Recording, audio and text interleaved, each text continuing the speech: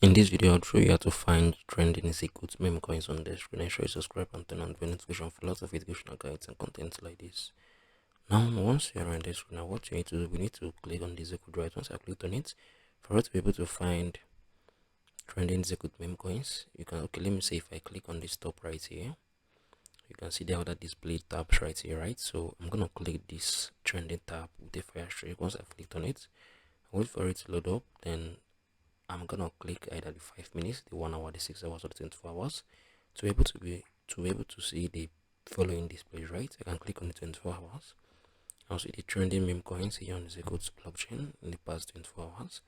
So you can see all of them. So this is basically how you can find trending Zircuit meme coins on this. If you find this video helpful, please share your thoughts below in the comment section. I'm gonna see you guys in the very next one.